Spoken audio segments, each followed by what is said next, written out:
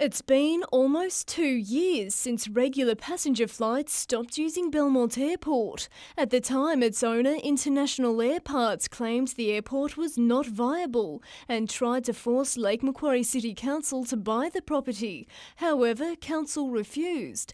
IAP has now put the property up for sale and is calling for expressions of interest, a move council has welcomed. We want to see hopefully commuter air services reinstated, but there's other opportunities for other operators to become involved as well. The land is zoned for infrastructure under Lake Macquarie Council's Local Environment Plan, meaning whoever buys the property will only be able to use it as an airport or for associated services. I think it's very important for Lake Macquarie to have an airport. I think that there is demand out there and I think that the airport can be very viable. Council says International Airparts' decision to sell the airport justifies the money it's cost ratepayers to try and retain the facility, rather than rezoning it and allowing it to be sold off for residential development. You have to do that.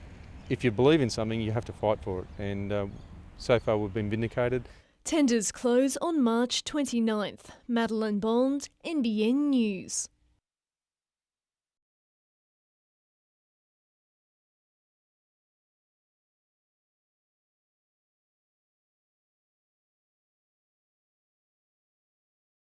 They are collecting a lot of cigarette butts and bottle tops and small things, but we've also had already a fridge and the typical shopping trolleys and kids' bikes dumped.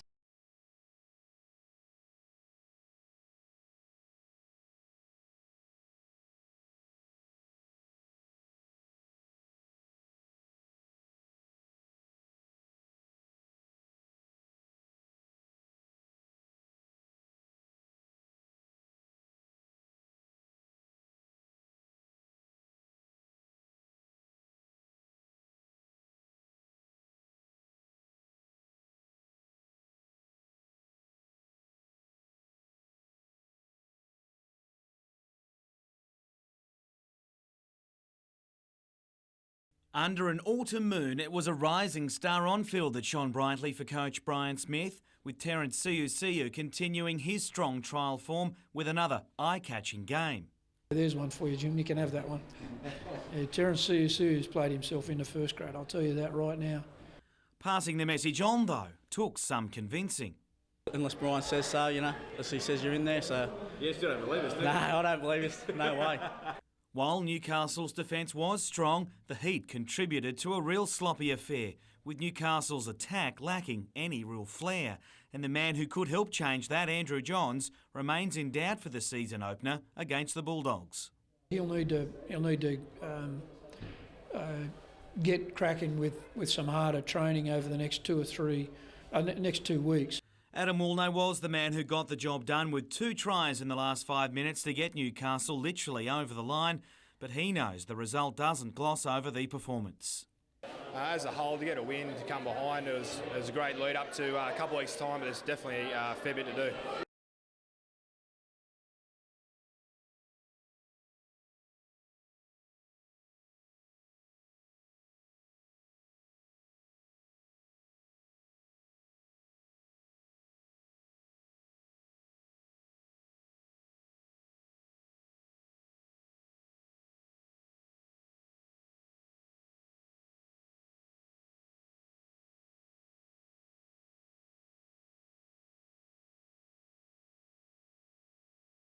I am an Australian, and we're all Australians, but we got to move forward as people.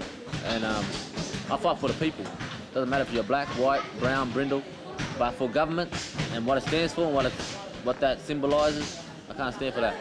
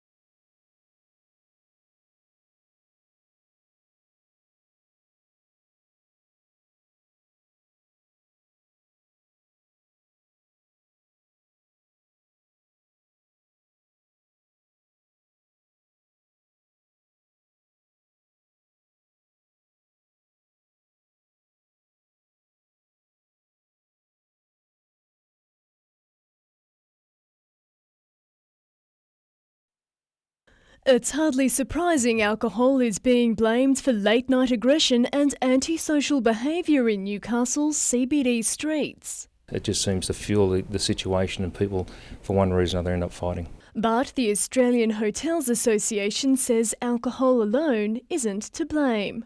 It's easy to say that we're an identifiable target, but also I read where the police superintendent refers to drug and the ever-increasing menace of ice. Following a spate of serious assaults over recent weeks, police have now dedicated extra resources to patrolling the area at night. We've created a beat unit now, which we're having working most Friday, Saturday nights.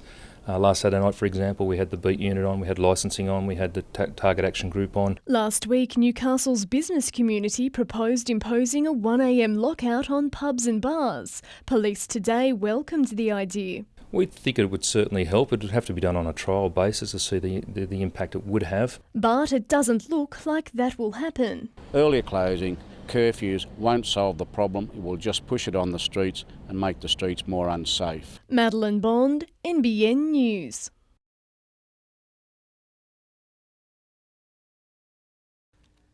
Less than 3 weeks to polling day, and the battle for the seat of Newcastle now appears close to boiling point. Sitting MP come Labor discard Bryce Gaudry using tonight's NBN Hot Seat Forum to quiz his fellow independent candidate John Tate about those initial discussions for ALP candidacy. John, have you forgotten your love affair with Michael Costa over a 2 or 3 year period? I didn't see the democracy that was being put aside that was affecting you as something that I would support. On the subject of standing up for your principles, Labor's Jodie McKay says she will, especially in a re-elected Yemma Labor government. I won't be silent, and I will be a strong voice in government. Todd Moore from Newcastle University's Political Science Unit believes the preferences of Labor voters could be the deciding factor. The Greens' Michael Osborne doesn't think it'll be that easy. Some people would argue there's 3 Labor candidates because they were all either in the party or courted by the party. The only one of the 5 prepared to give some insight into what his how-to-vote card may look like at this stage is the Liberals' Martin Babakin, and it favours an independent. Their preference, most likely, our preference is going to go to John Tate. Gary Blair, NBN News.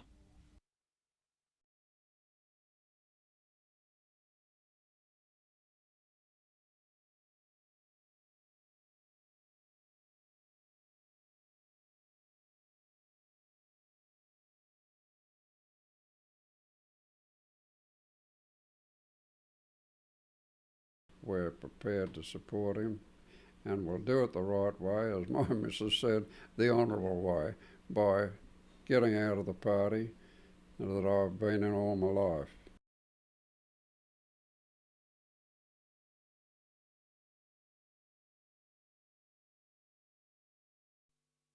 What's old is new again at the Muswellbrook Police Station, and then some. Finishes to the landscaping were being made today. Inside, the paint is barely dry. Officers filed into the new building over the weekend with all local area command services now under the same roof. It allows us to task and deploy our people better. They all come under their own supervisors within their own specialised sections. Built in the 1860s, the old station fronts the new look policing complex on William Street.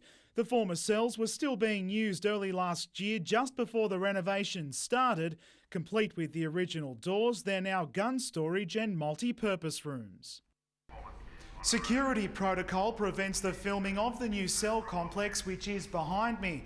Now prisoners will be kept here instead of being processed in Maitland. Well, it'll virtually be a one-stop shop. We'll bring people in, use the charging facilities, we'll be able to take DNA samples in the one location, we'll be able to interview them in the one location. The police service's top brass will tour the building on Wednesday. Adam McIlrick, NBN News.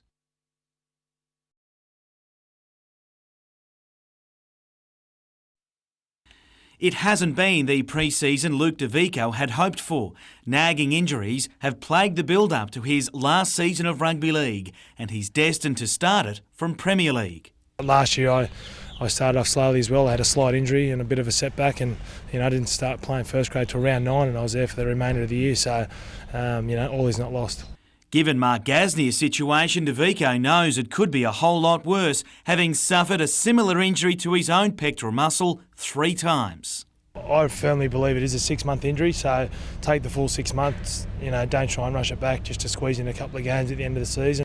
Adam McDougall had a plate and 4 screws inserted in his drawer after a training mishap 2 weeks ago, but says he's right to play in Game 1. It would have been great to get out there with the boys on the weekend, but we work every day side by side, so combinations are going to be a problem. Despite having not played a match since round 18 last year for the Rabbitohs, McDougall only has to prove his fitness in order to take his place in the backline to meet the Bulldogs. Meanwhile, it's hoped Andrew Johns will be able to run by the end of the week after a hamstring problem kept him sidelined at the weekend from both the Knights trial and a celebrity touch football match on the Gold Coast. Jim Callanan, NBN News.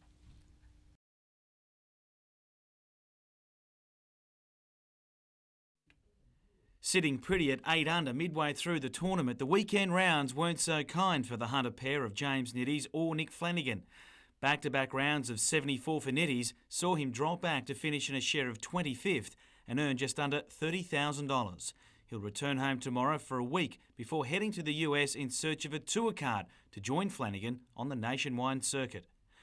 The state surf lifesaving titles wrapped up on the south coast yesterday, but it was a battle for some of the surfboat crews just to make it back to the beach. The news all good for Swansea Belmont though, who will host the event and its some 9,000 competitors for the next 3 years. I think it's time for us to take it back out of Sydney and get it back to the regional areas, the areas that traditionally support surf lifesaving. And 2 Hunter triathletes have been selected to represent Australia at the elite level. Newcastle's Nathan Campbell has earned a spot in the 8-man national team for the opening World Cup meet at Mooloolaba later this month. So too has Maitland's Brendan Sexton, who was also crowned Australian under-23 champion at Geelong yesterday.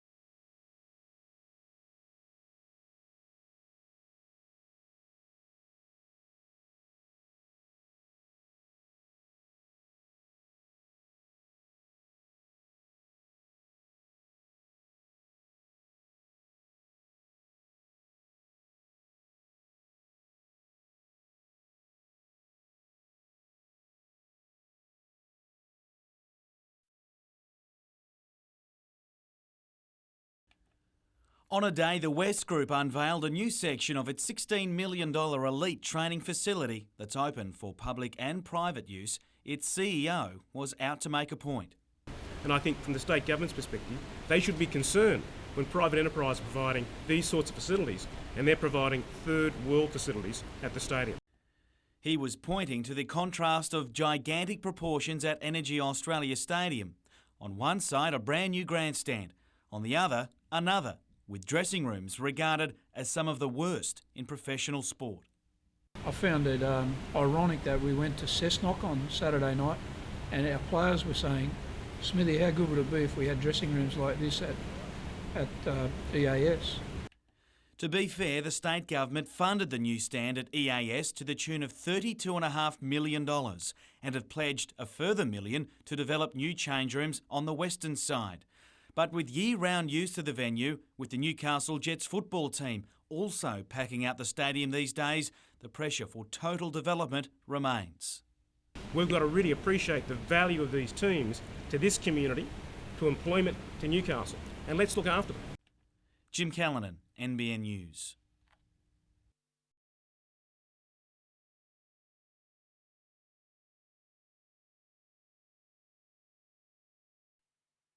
If there was one thing these 5 candidates agreed on, it was the need for more police to patrol Newcastle's CBD late at night to stop street violence.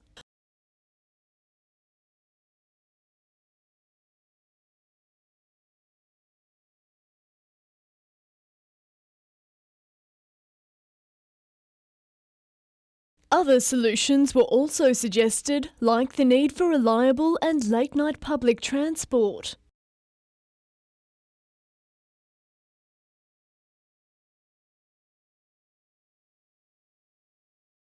And with around 70% of weekend revellers coming in from out of town, some candidates thought more social services in regional areas could be a problem solver.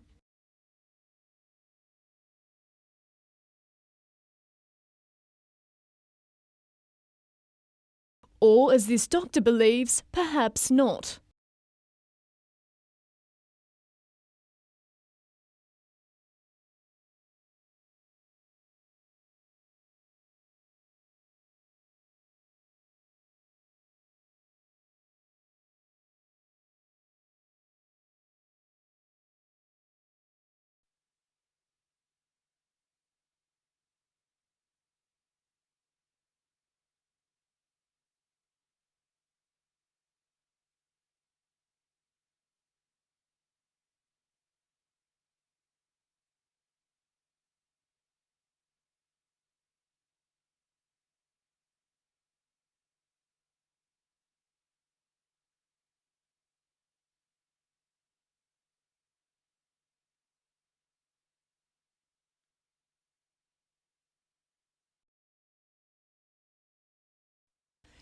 In just over 40 years, Tocal has established itself as a premier education and training facility for agriculture. But support group the Friends of Tocal fear the college's long-term ability to deliver is under threat because the state government refuses to pass on Commonwealth funding it's entitled to. This 4-year money drought, now estimated at $2 million, is having an impact. Because those funds aren't available, the Tocal has been unable to have any capital development, nor has it been able to maintain the existing asset. The Friends are currently lobbying the Premier, Education and Primary Industries ministers to pay up. With the college this month moving into the Upper Hunter electorate, current MP George Souris is demanding government action. I think that it's only right and proper that what the Friends of Tocal are saying and what the reality is, and that is that Commonwealth money destined for Tocal must be given to Tocal, and I'll certainly be a fighter for Tocal. Ian Dunlop believes the state government also has a moral obligation under the terms of the C.B. Alexander Charitable Trust that established Tocal College. That trust was in effect for the youth of this country to train and develop them in agriculture. Gary Blair, NBN News.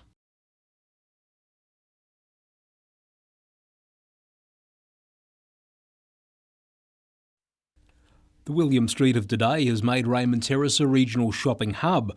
Now, 52 years after the Hunter River inundated the town's original retail strip that dated back to 1840, business is set to return to the King Street location. This corner block set to become a defence business centre. 150 jobs that will bring $9 million in pay packets and infrastructure that amounts $15 million. This is great news. It's a boon to the economy and it will revitalise the north end of Raymond Terrace. Newcastle firm Buildev Properties will develop the office accommodation for the Defence Department under an initial 15-year lease. The company keen to maintain the area's historic fabric. We've spent a lot of time going through the design process with our architects, Crone, and negotiating with Port Stephens Council, their planning department, in relation to the development. The outcome's been quite good. Staff of the business centre will provide administrative support to the almost 4,000 military and civilian personnel based at Williamtown and Singleton. Gary Blair, NBN News.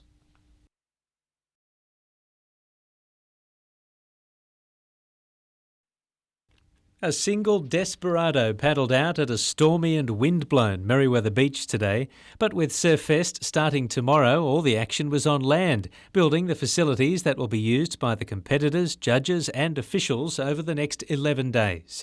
This elevated platform will give commentators and judges a bird's-eye view of the surf. John Parade is closed between Watkins Street and Henderson Parade until the 19th of March, but organisers say there's been little angst about the disruption. No, not really. They've been really good, and we've made sure that we've incorporated them in all the decision-making processes. No, but we've been made to feel very welcome here. The success of last year's final at Merewether prompted organisers to move the event from its traditional home at Newcastle Beach, but officials can still follow the waves if need be. The main setup will be here. We will be flexible and mobile depending on surf conditions, but we hope to be back here and definitely here for most of the competition. The start of competition is a fitting present for Surffest patron Mark Richards, who will celebrate his 50th birthday tomorrow. Paul Lobb, NBN News.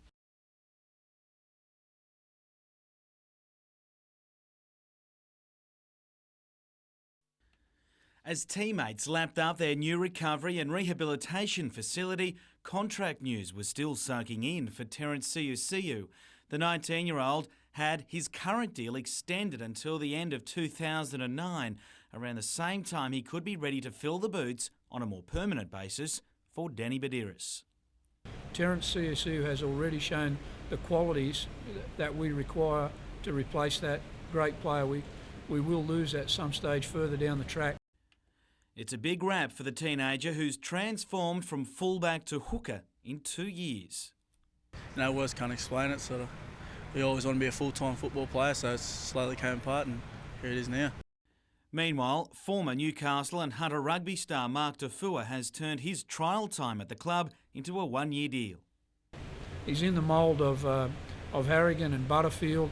He's no nonsense.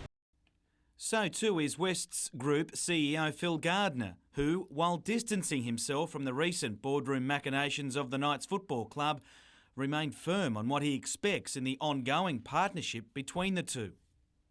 My opinions certainly haven't changed, but I think we need the best people we can possibly get to drive the Knights forward. But the internal politics of the Knights is the Knights' business. Possible changes to the structure of the Knights board remains a simmering issue, and it should come to a head at a members' meeting in early April. Jim Callanan, NBN News.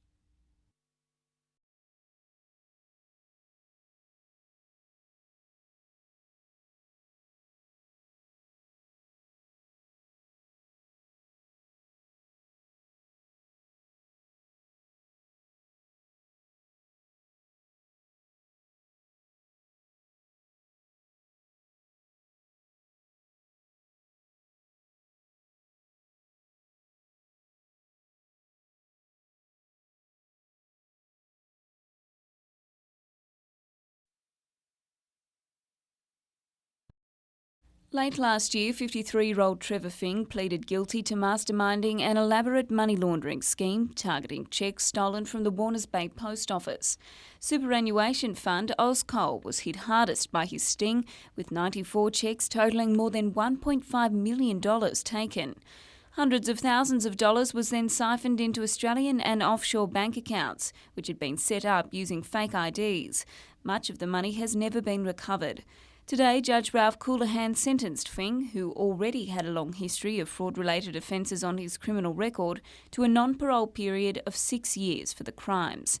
The judge said he had doubts as to Mr Fing's level of contrition and could not say whether he had any chance of rehabilitation. Fing's mother Adele was emotional as she left the court. In sentencing, Judge Coulihan said interfering with the post was a serious offence and that even in this increasingly electronic age, people should still be able to place their faith in the mail system.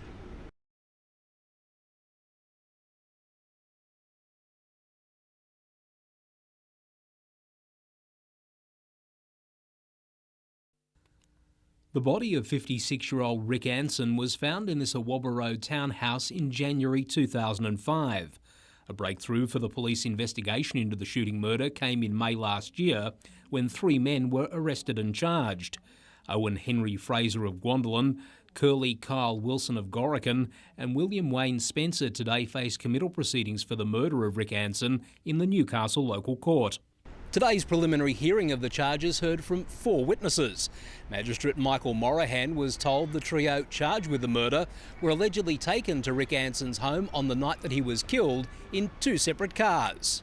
One of the witnesses telling the court that he drove Fraser and Wilson to Toronto West, and as he waited for the pair to return to his car, that he heard 2 gunshots come from the direction of Anson's townhouse. Magistrate Morahan committed Fraser, Wilson and Spencer to stand trial in the Supreme Court on a date to be fixed. Gary Blair, NBN News.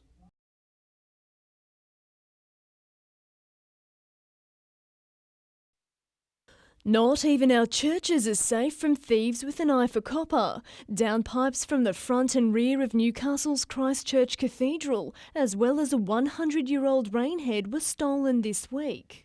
There's damage to brickwork, there's damage to downpipe, as well as that which they've stolen.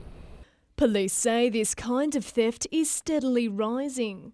We understand that there's an increase in global demand for copper worldwide, which in turn increased the actual value of copper, and it's become a more valuable commodity for thieves to get their hands on. Copper prices are double what they were in 2004. As a result, the Hunters construction sites are being plundered. Over the past 3 months, Newcastle scrap metal yards have been inundated with people trying to sell stolen copper. The fact the yards are paying around $6,000 per tonne for the metal, a likely motivator. In addition to building sites, thieves have been raiding the Pasminco site in Boolaroo for copper wire since demolition work began in May last year. And Belmont High School's been hit by thieves twice in the past 9 months. Downpipes were stolen in the first instance, copper gas and water pipes taken from underneath this building in the second.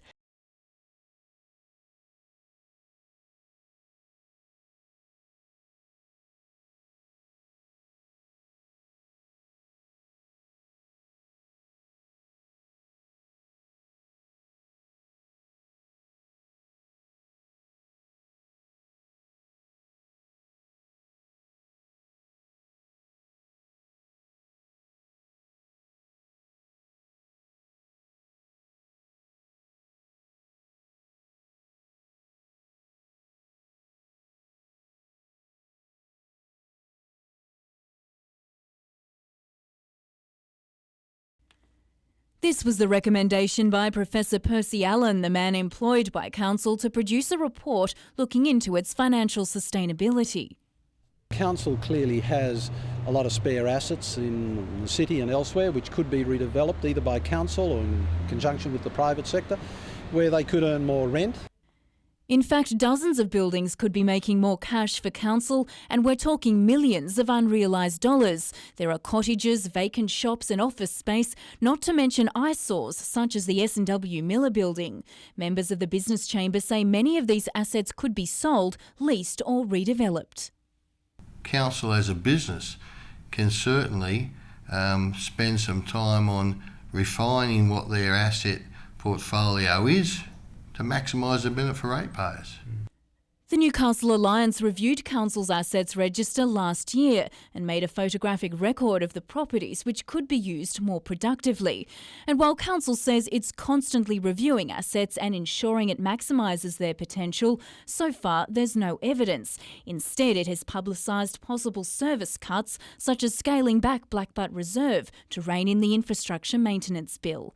Tomorrow night we hear from Council's assets manager, Jane Goldsmith, NBN News.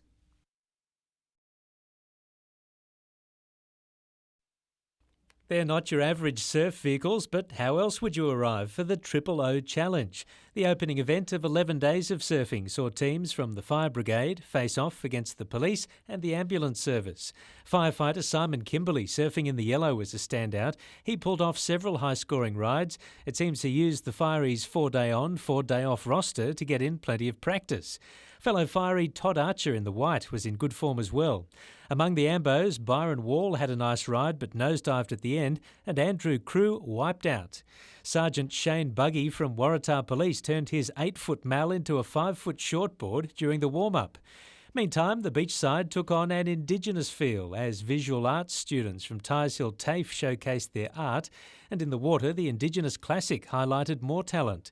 Two Central Coast surfers gave spectators plenty to watch. Past winner Russ Maloney pulled off some nice rides, including a tidy barrel, while goofy-footed Justin Cummings was out to make an impression. Surffest patron and four-time world champ Mark Richards was beachside today checking the surf and contemplating his 50th birthday. Well, I guess there's two ways of looking at it, feeling old or happy to still be here. So I guess I'm, looking at it in two minds, and, I'm pretending it's not happening. I'm going to stay 49 forever. 49 going on 17. Paul Lobb, NBN News.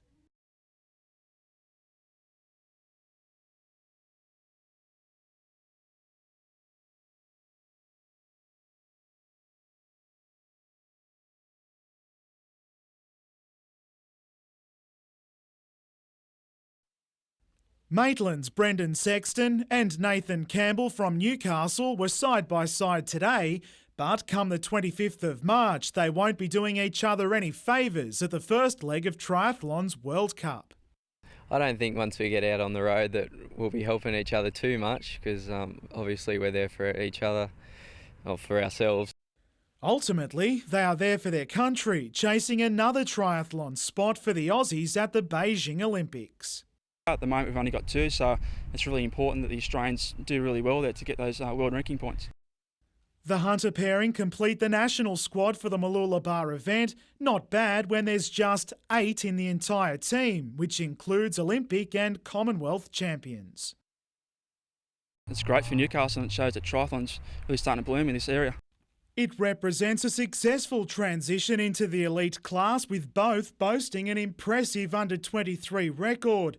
Things only get harder from here on in, though, with just 6 national team spots available beyond Mooloolaba for the European leagues. You've really got to prove yourself in the when you do get a chance to race the World Cups to prove that you should be one of the 6 that go to the other races. Adam McIlrick, NBN News.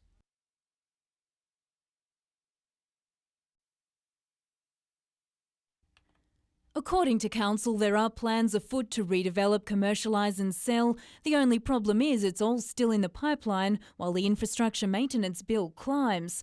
The Newcastle report suggested council could make an extra $3 million a year from selling or leasing public assets and increasing rents, and council agrees that could be achieved. There are opportunities, for example, regionalising the waste centre. There are other opportunities along the coast in terms of looking at partnerships with the commercial sector, particularly at places like Newcastle Bars. Among the list of 600 real estate assets, the S&W Miller building. Council says progress is being made with plans for the site to be sold. The S&W Miller building is part of an asset conversion strategy to relocate the museum into the civic precinct. A local real estate agent says the Lynch's Prawn Shop site on the harbour is worth at least $1 million and the Civic Arcade around $2 million. And while both are obviously not being used to their full potential, council is adamant that progress is being made and says it's working its assets hard. There are also suggestions that council isn't getting enough from its leased properties. We get commercial valuations on our returns, and as I said, we review those on a regular basis through the Asset Board. Jane Goldsmith, NBN News.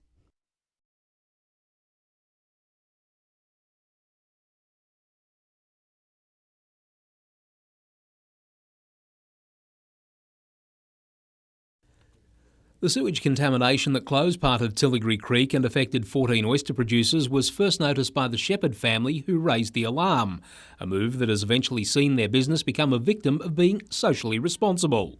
We reported a problem that's now 8 kilometres of polluted waterway with human sewerage. We've done the right thing and we've been penalised for doing that. Port Stephens Council identified 50 septics that may have contaminated the tributary that flows past the Shepherds into Tilligary Creek. Even though the state government is the landlord of the waterways the oyster farmers use, it's blamed council for the contamination, despite it being the Carr Labor government that transferred on-site sewage management to local government. The opposition argues the Shepherds must be compensated.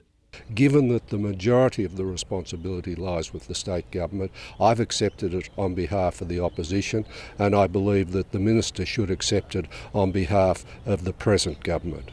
Out of pocket from their 20-month fight for survival, Tony and Mark Shepherd are off, leaving this message on the front gate to advise of the closure. My brother Tony, finishes tomorrow. I'll be a week or two after that, and there'll be just Daddy to dribble on for just a little bit longer. Gary Blair, NBN News.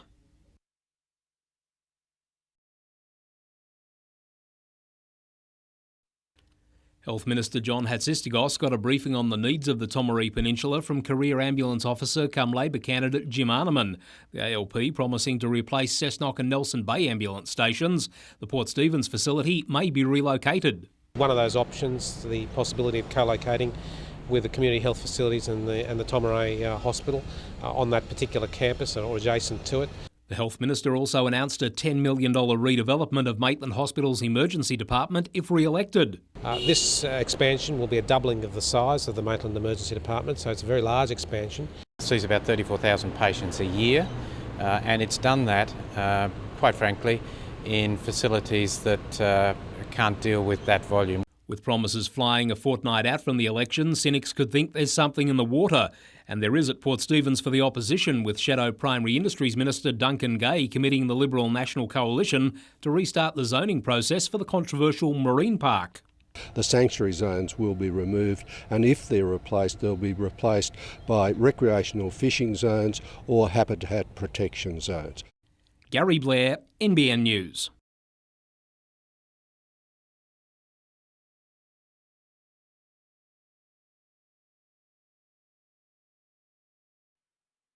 New South Wales is divided into 93 electorates, and a lotto-style draw was carried out in each of those this afternoon to decide the order of the candidates on the ballot paper. In the seat of Newcastle, 9 candidates have been confirmed, and those present at the draw gave the box a shake-up for good luck. Top position on the ballot paper went to Labor candidate Jodie McKay, who couldn't hide her grin. Oh, look, it didn't really worry me where I was on the ballot. For me, it's just about getting out there and talking to people, and 2 weeks to go. Greens candidate Michael Osborne drew second. Obviously, we won't get the donkey vote, but it is a good position on the ballot paper. The Liberals' Martin Babakin says his shaking technique paid off. Fantastic. When I rotated clockwise, anti-clockwise, I realised I wanted to be in the middle. This is where the number is going to be. Bryce Gaudry's name will appear 4th on the ballot paper, 1 above John Tate. An independent candidate who lists his name under a Central Coast address, Simon Hutter-Barrett, will appear last on the March 24 ballot sheet. Paul Lobb, NBN News.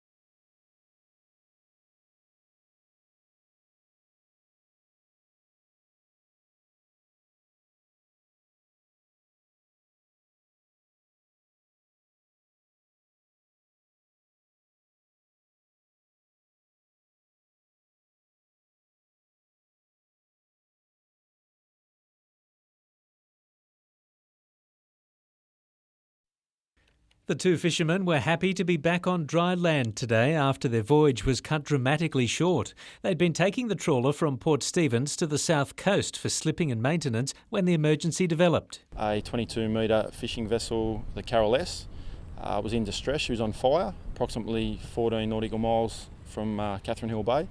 That information then turned into that the vessel had sunk and the 2 gentlemen on board had actually launched a life raft. The police launch Intrepid from Newcastle was sent to find the men who were already being helped by the crew of another boat. There's a passing private vessel that was being delivered to Broken Bay that heard the pan call indicating they were in distress, and he stopped and maintained station with them until we arrived. Due to the gentle sea conditions, the men sat in their tinny and had a life raft on standby till help arrived. It's the 3rd trawler to sink off the Hunter Coast in 6 weeks. Sam Gauta was brought ashore after his trawler went down off Port Stephens, and Van Newen spent 8 hours in the water after his vessel foundered off Newcastle. Police say there are no suggestions that trawler operators have been skimping on maintenance due to financial pressures facing the fishing industry. They all seem to be unrelated incidents. They've all sort of been investigated and information passed to New South Wales Maritime, who look after the commercial vessels. And at this stage, no, there's nothing sort of untoward or suspicious in anything. Paul Lobb, NBN News.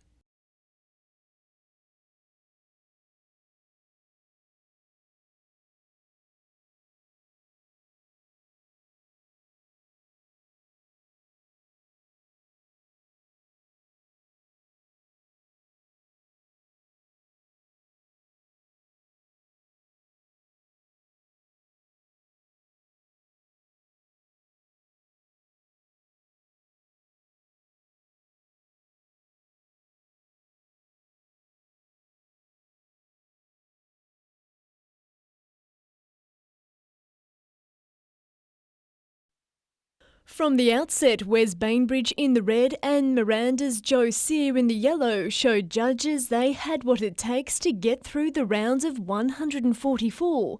The two mastered the waves in Heat 3 of Surfest Pro Junior event, alongside Duncan McNichol from Caves Beach and Kyohei Yamada from Japan. The Pro Junior is worth $10,000 to competitors. It's really the proving ground to see how good they are so they can get on the world circuit. Grommets had 20 minutes to catch up to 15 waves, with their two best scoring waves counting in the points tally. While some went for quantity, Bainbridge went for quality, with just two high-scoring efforts.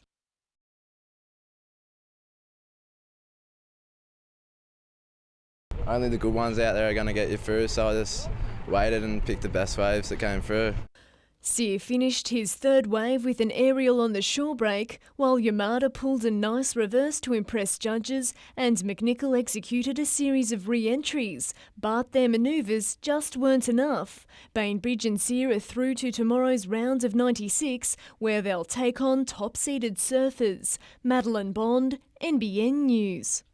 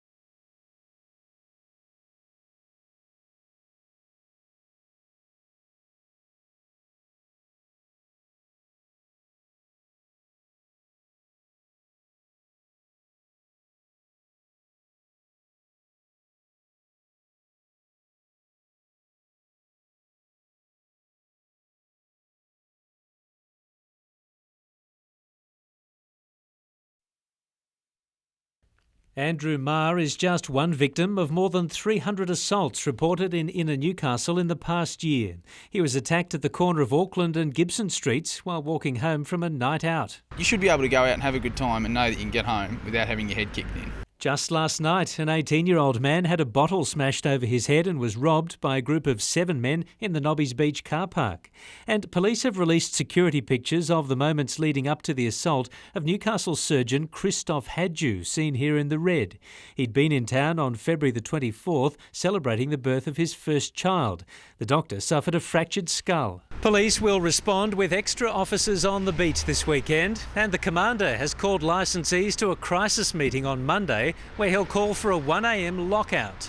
That'll mean patrons not in a venue by 1 o'clock will be refused entry, with all pubs and clubs to close at 3 a.m.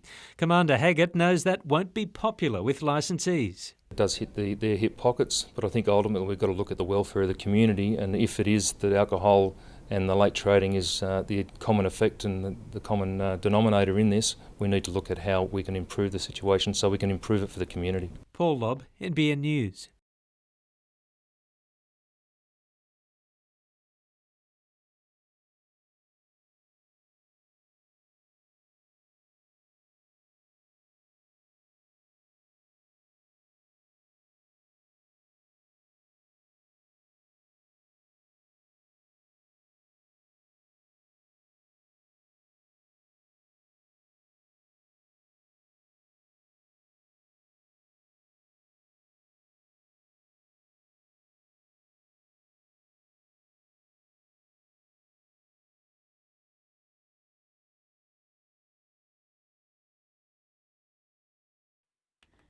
Sue Ellen Robertson lost a baby boy to sudden infant death syndrome in 1990. Inspired by the support she received from SIDS and Kids Hunter, Sue Ellen embarked on a journey to help other grieving families, providing bereavement support.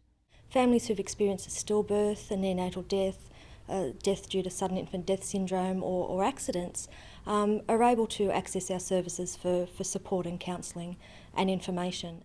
She's now the CEO, a difficult job given just this morning. She helped a local family cope with the loss of a baby.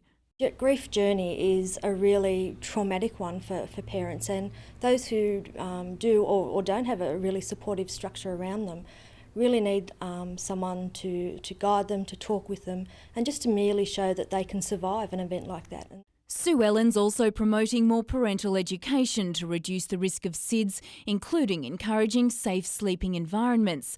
And she's been recognised for her achievements as the 2007 Steel Magnolia Award winner and presented with a gold and diamond brooch by Lifeline. I was a bit overawed to be, named Steel Magnolia and to be, classed amongst some really inspiring women. Jane Goldsmith, NBN News.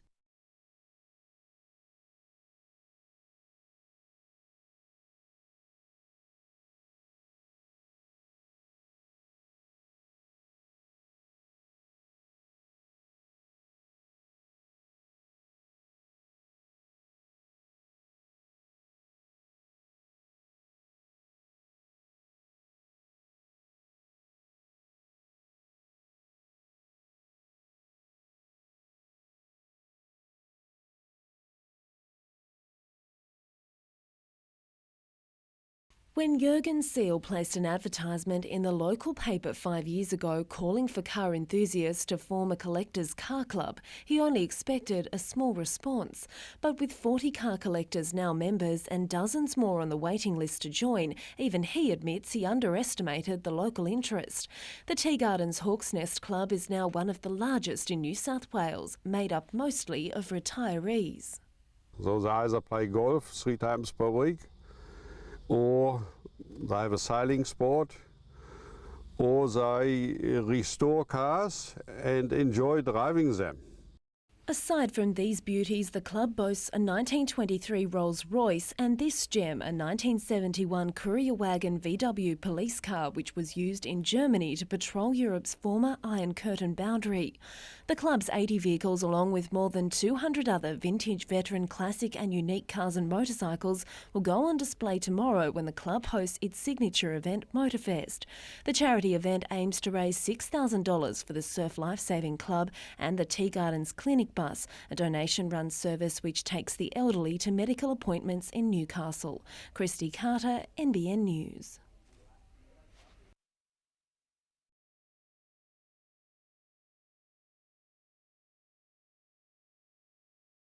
It's the sight the coach, club and fans have been waiting 6 weeks to see. Andrew Johns running at pace with his teammates for the first time in over a month due to a nagging hamstring problem, and it was a huge relief to all, none more so than for the man himself.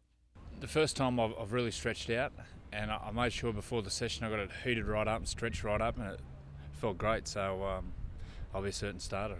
Johns may still have to do a bit more to convince the coaching and medical staff, but all the indicators look positive for a first-up start against the Bulldogs. Just the confidence just to accelerate on it and to run flat out.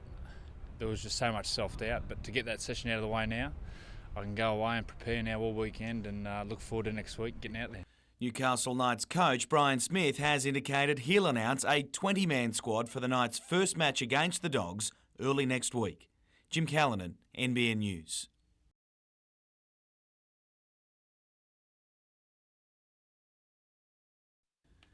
The Knights launched their 20th crusade overnight, but changes to the structure of the club's board remain the talking point, and it's believed that issue is the centre of a peace deal currently being brokered. The Newcastle Rugby League, which provides 4 of the 9 Knights board members, issued a statement today declaring the reconciliation process, whilst a long one, is making substantial progress, with both organisations hoping to make an announcement on the issue at some stage early next week. We'll come through any sort of little skirmish that might be around at the moment and come out better at the other end. The Hunter Jaegers also continues to build towards the coming season with a new lineup and captain in Jane Menzies. It's not every day you get to lead a CBT team in the National League, so I'm absolutely thrilled to be bestowed the honour. Just one of two inaugural Jaegers who remain, Menzies will lead a youthful squad this season but sees no need to change her game. I like to think that I'm a pretty tough competitor, and I guess I'd like to lead by example.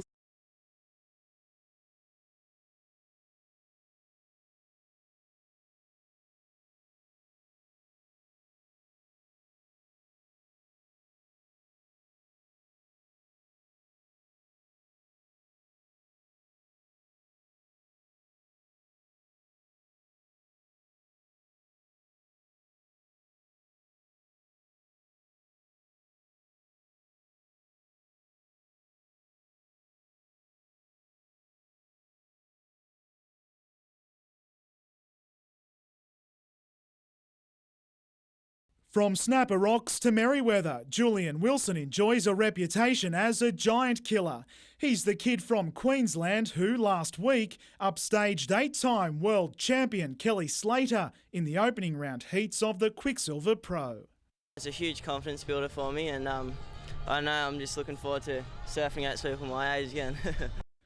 Even then, the 18-year-old surfs beyond his years, untroubled in today's round of 96 at Surfest's Junior Pro. Already the world's under-18 boys champion, it's the Australasian title he so desperately wants after finishing second last year. I know every contest is going to count just as much as the next, and I don't know, I just got to just take it one step at a time, and hopefully I can get a good result here. Organisers were forced to run 2 breaks today, and for the girls that meant a move to a windswept Nobbies, and they could be there tomorrow should that southerly prevail. And the final round of Surf Life Savings Ironman series moves to Coogee tomorrow, a yardstick for all competitors ahead of the Aussie titles in Perth. It's probably going to be a good indication because the conditions will be quite similar. Coogee doesn't really get too much of a wave, and we don't expect much in Perth either. Live coverage on NBN tomorrow from 12:30.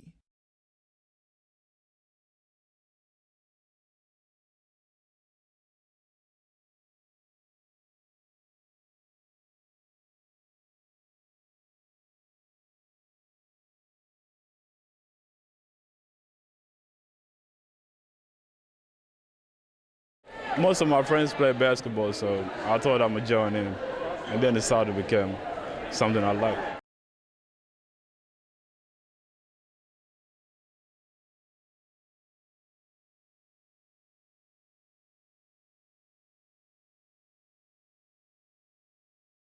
They're on Japan's celebrity A-list and they're down under with a mission. In the rich dairy farming country of Singleton, Makoto and Toshiya Nonomura are preparing to compete in the National Wife Carrying Championships, an event they've never seen, let alone competed in.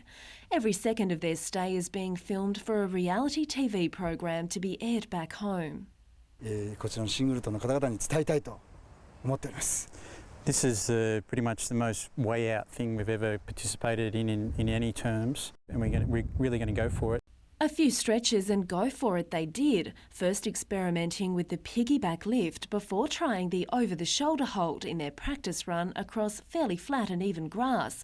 The strain was evident, but it won't get any easier. When it comes to the real deal, there'll be obstacles to overcome, something not yet properly explained to Makoto and Toshiya. Oh, they've seen a video, so they've got a bit of an idea what's involved, but actually going through those obstacles might be a bit of a challenge for him. But it seems the Nonomuros disagree. 代表のベストカップルでチャレンジしに来たんで、絶対負けないと思ってます。We're not really worried about our competitors. Basically, we think that the best couple will win, and from Japan, I think we're the best couple, so I think we've got a really good chance. I think we can win it. Makoto making sure nothing was lost in translation. ナンバーワンカップルと言われて。But do the locals think they can win? He'll give it a good shot, I think. Yes, yeah. He's got the willpower, whether he's got the stamina. But win or lose, one thing's for sure: the wife carry won't be the only skill the Nonomuras go home with. Well, we'll teach him how to drink beer, of course, being Australian. Husbands and wives hit the course tomorrow. Christy Carter, NBN News.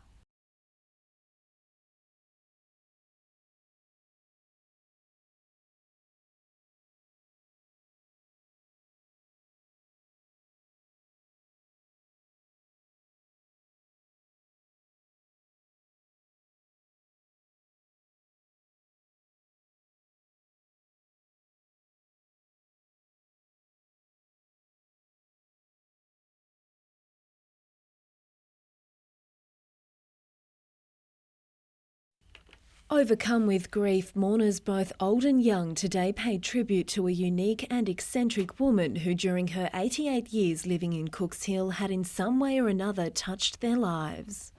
Lily of the Valley, Miss Wood, or perhaps even the lady from Dawson Street who feeds the birds and the cats. Whichever of these Lil was to you, we are here to pay our tribute and honour the lives of a remarkable and independent lady. Lily Mae Wood died at her Dawson Street terrace house where she was born and had lived her whole life in the early hours of Friday the 2nd of March.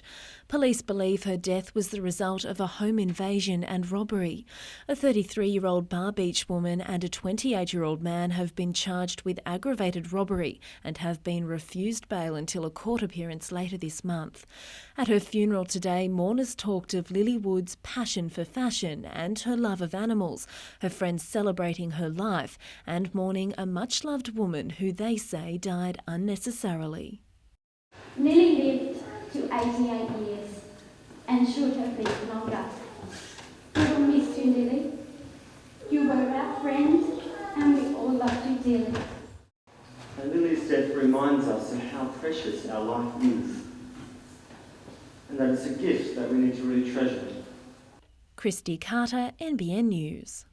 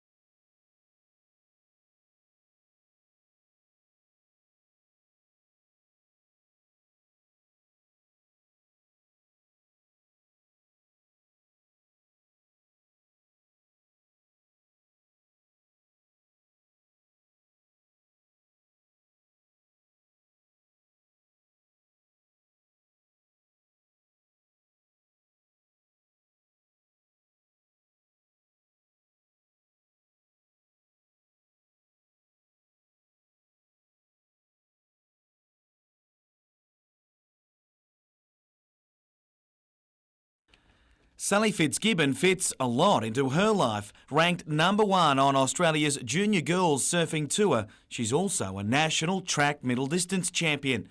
State and national representation for touch and football are also on the CV, and she looks like kicking more goals at Merewether tomorrow in the final of the Pro Junior Women. Her main rival, Irene Mason, was one of those eliminated in a semi-final she dominated. Still in the water, and it was the across-the-lake swim from Cold Point to Belmont, and the field didn't take long to thin out.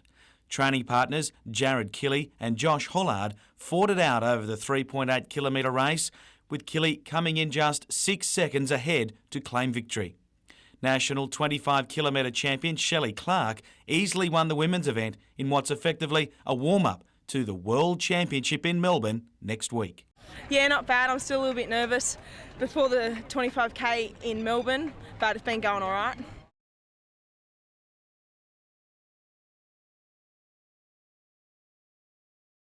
Past champions, new challengers and even a Japanese celebrity couple signed up for the event, each keen to win a berth in the International Wife Carrying Championships in Finland. Each couple boasted a unique strategy.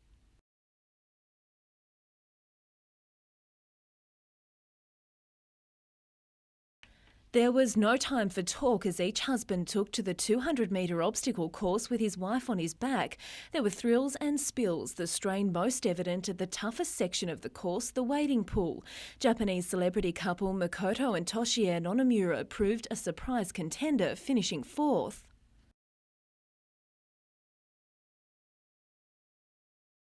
A last-minute fill-in, Lee McIntyre looked to have it won, but it was 2005 winners and Singleton locals Anthony Partridge and Angela Moore who took first place by just 6/100ths of a second. Oh, it's tough. Got through the first 100 metres all right, got to about 150 metres and fatigue kicked in and then you have to hit the pool. You've got to go through about a 10-metre long pool and that was hard work coming out of there. The others just happy to finish the event at all. Christy Carter, NBN News.